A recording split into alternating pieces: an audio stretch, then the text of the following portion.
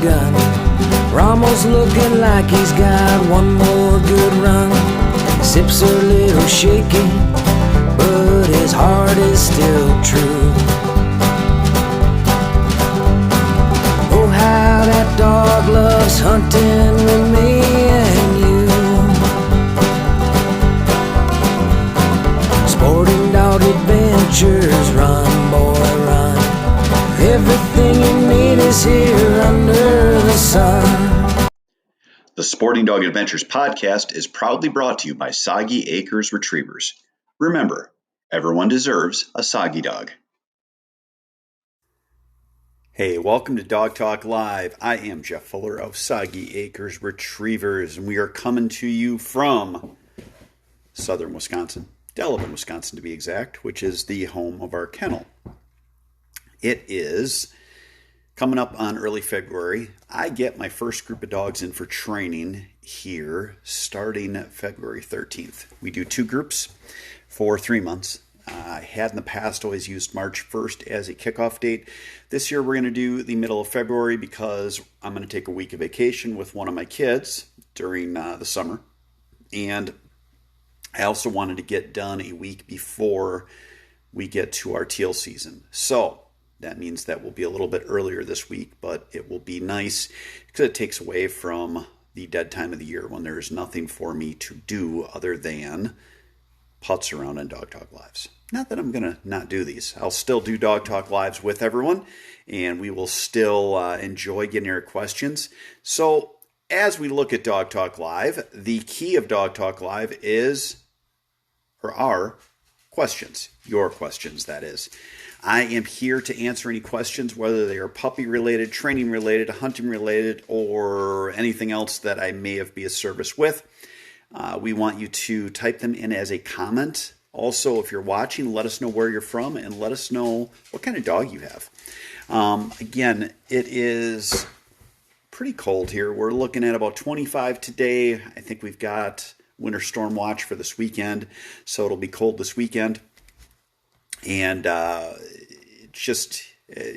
to that point of winter where you look and you think it's never going to end. But alas, the end is coming.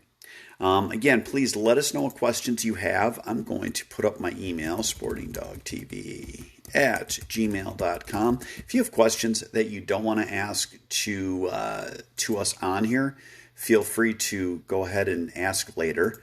I'm also going to put up the link to our podcast on Apple. So if you want to watch our podcast on iTunes, I've got the link up. We have our podcast, the Sporting Dog Adventures podcast. We actually record these events that we do here on Facebook Live for those, and we also will put up 1 or 2 additional unique podcasts on that platform. The podcast is doing good, very well received. I think we are now in 40 countries that have listened to it. We're running a good amount of viewership or listenership and getting a lot of good feedback on it. So if you like a dog-related podcast, please check us out, the Sporting Dog Adventures podcast. I put up the link from iTunes.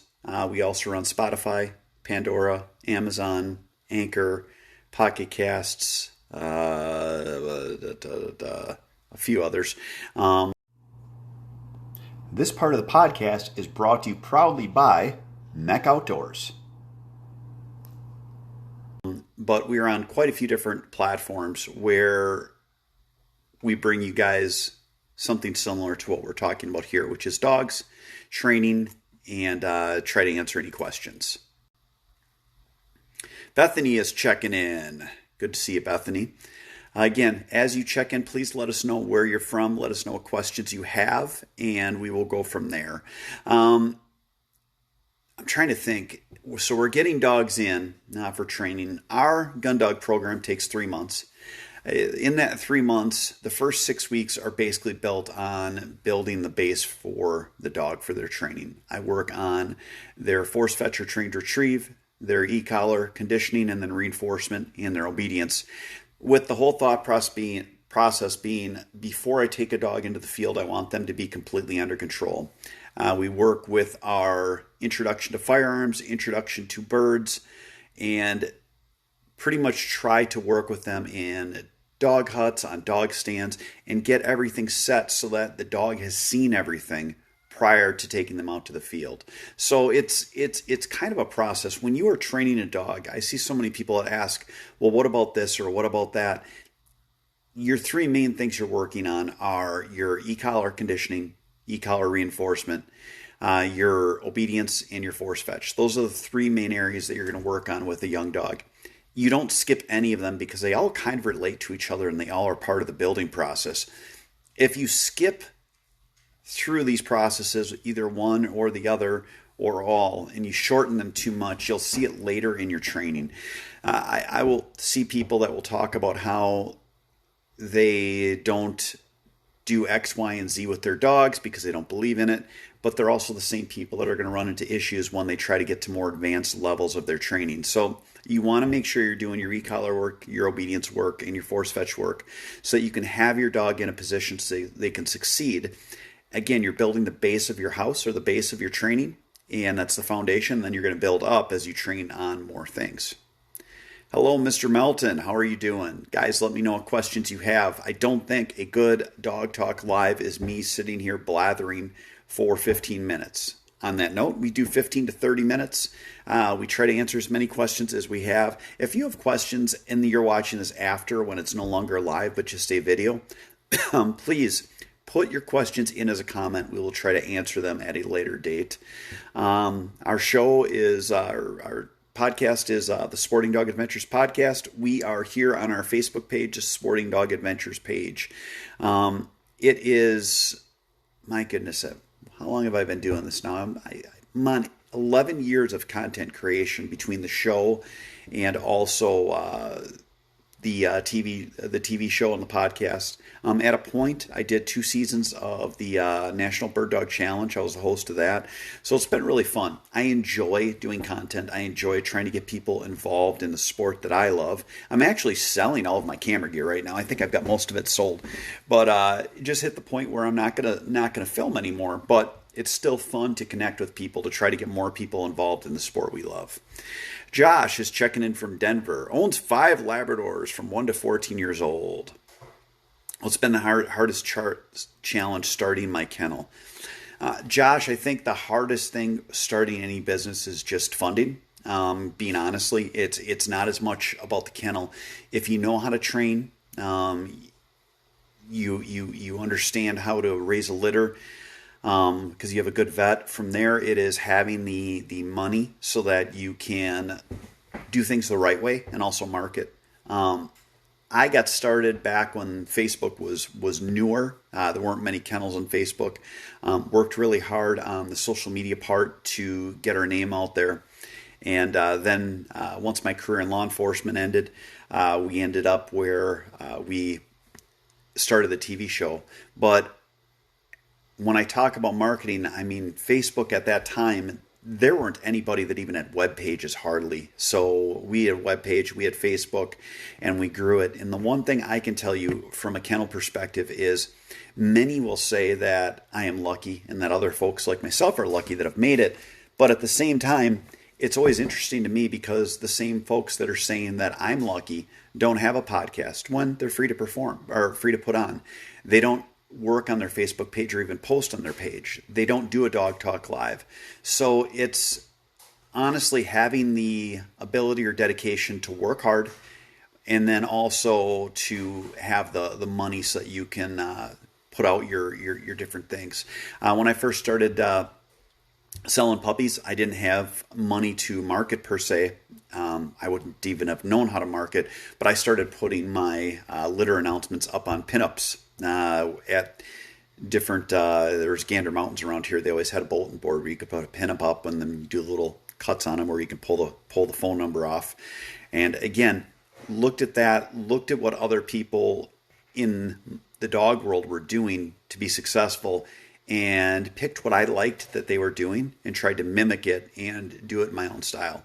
So again, it's about having a good plan. It's about having the money to put it off. It's about marketing. And the other thing would be customer service. Use customer service. I don't know. We're sold out on puppies. I still call people back. If I'm full on training dogs, I still call people back. You never know when that person that you were kind to and that you worked with to try to help them, or at least were polite enough to call back, you never know when they're not going to come back at a later date and be one of your clients. So that would be my suggestion to you as far as what I did to get started and what I still continue to do. Again, let me know what questions you guys have. Let me know what we can help you with today. Hunting season is wrapping up in most areas. We had a solid year this year on my 2 properties. We've got 190 acres of wetland in one spot, and then we bought another 100 acres this last year. Had a really good waterfowl season. My big game season, it was not great. It was too much water, but great for waterfowl. But we had a fun season. I'm already looking forward to next year. I'm going up Monday, and I am going to work on clearing some stuff on the new property I have so that we are ready for next year. I'm going to look and also scout out a few places that I want to put a duck blind or 2 in. I think I'm going to add probably 1 or 2 duck blinds for next year. Going to try to do that stuff if I can in probably midsummer. I also have a couple of tree stands I want to put in, and what I'll do, having marsh property, I've got a boat. It's actually got holes rubbed in the bottom. I put my tree stands on. I've got a couple of tripod stands that I'm going to move, and I'll strap those onto that boat, and then I will drag that with an Argo to where I want it to be, because I wouldn't be able to move it when everything was open. This portion of the podcast is proudly brought to you by Boucher Automotive in Janesville, Wisconsin. Bethany, it is so difficult, but you're right. Yes, it is, Bethany. It's difficult. I mean, the thing to keep in mind is when you are starting a kennel, it is a business. So you have to put the time in, you have to be financed, and you have to do things the right way. Sometimes that means, just about all the times, that means you're going to be working a full-time job plus doing your side business until it's big enough to stand on its own 2 feet. Ryan, getting a new lab pup in mid-April. I've never done force fetch on my own. I sent my last dog to a trainer. How should I start a new pup? Even on collar, I don't run one of my current dogs. They're shed dogs. Ryan, you can probably watch some videos on force fetch. I start with an ear pinch method, where I tell the dog to fetch and then release the pressure on their ear when it's in their mouth. The second week, I actually transition to collar fetch, which is using a collar for it. It is probably not as easy to find videos on force fetch. I know personally we never showed it. We did some hold conditioning. We never showed force fetch just because people that don't understand training wouldn't take it the right way, and it could really put you in a precarious situation if they wanted to file a complaint. So that was why we don't have the video out there, but it's starting with an ear pinch and then moving to a e-collar is the way I do it. So it's 1 week on ear pinch and then 1 week to the e-collar. There are a lot of different training modules out there now that you can buy. I don't know any that I've personal use with. I started my training with the book Retriever Training with the Dobbs family. And after that, I bought Total Retriever with Mike Lardy. So that is what I used for my training. But Lewis and Philip Dobbs, Lois and Philip Dobbs, I believe they were. But they were. That was a really good book. It was a step-by-step explanation on different training. And then I had a few friends that were in the dog world that also showed me some methods to use with it. You might want to join a retriever club. Again, force fetch is not rocket science, but it does help if you have someone that can show you. The thought process is having them up also on a table your first week or two so that the dog is basically not on the ground, and then transition to where you have them on the ground. All right, good question. More questions. We're coming up on 13 minutes. Let me know what questions you guys have. Let me know what I can help you with today. We are doing a Soggy Acres merchandise purchase. I've got sweatshirts, I've got hats, and I've got quarter zip sweatshirts that are going to be coming in. So if you guys want a nice sweatshirt Oh, there we go. It's got our logo on it. It's got Soggy Acres on there, and then on the back has our logo. These are really nice sweatshirts. They are like an Under Armour type quality. We sell them at cost. They're $30 for a sweatshirt. The hats, this type of hat, and then our Richardson hats are $20, and then our less expensive hats are $15. So if you want to Soggify your life and have some Soggy gear, let us know. I got to the point where after working with all these different companies over the years, I decided that I was going to wear my own logo on my clothing as opposed to all the companies that we worked with in TV. No offense to them, but if they're not funding us anymore, there's no reason to advertise for free. So why not work with our own brand? Your thoughts on using pigeons to train cripple retrieves? Oh, Brandon, I don't do that myself. What I will do is I actually use chuckers. And I don't do a lot of shooting birds in the air when I'm teaching my marking. I'll actually use dead birds, or I'll use bumpers. What I do with the chuckers is I clip their flight feathers so they can't fly, and then I let them run. I put them in a closed area that's about an acre that has cover, and it does several things for me. It lets me teach the dogs how to pick up a bird that is still alive, but it also teaches trailing. So that's what I do for that. Pigeons wouldn't be a bad option as well. The only thing I don't like about pigeons is they don't really move very far if you put them down on the ground. They pretty much stay within a few feet of where they went. I don't like using pheasants. Pheasants run too fast. The dogs have trouble picking it up. So again, I use chuckers and just clip their flight feathers and let the birds motivate around on the ground so that the dogs can catch them. So that is how we do that. Again, if you guys want, let me know what questions you have. We're at 15 minutes, so we're going to do a last call on questions. And again, if you're watching this after the fact, you can put a question down as a comment, and we will come back and we will check it out. We also have our Sporting Dog Adventures podcast group page. If you want to join that, it is open to public. That is a good page because we ask you if you have questions that you want us to answer during the podcast.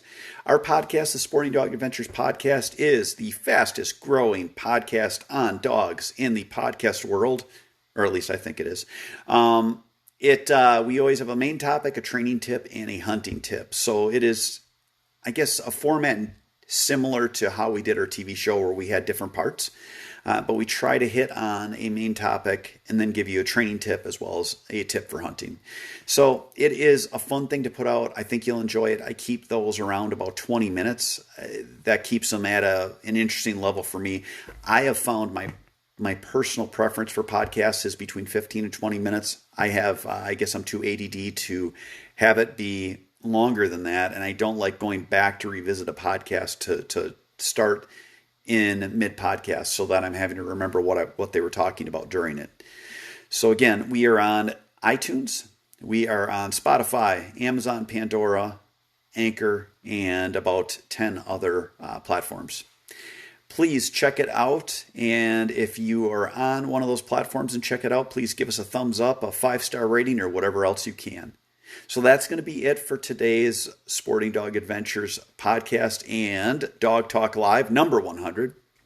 I do want to thank you all for stopping by and visiting us. We'll be back next week. Everyone have a great weekend. God bless.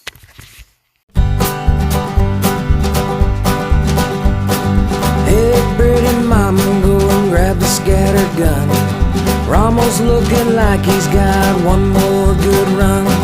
Sips a little shaky, but his heart is still true. Oh, how that dog loves hunting with me and you.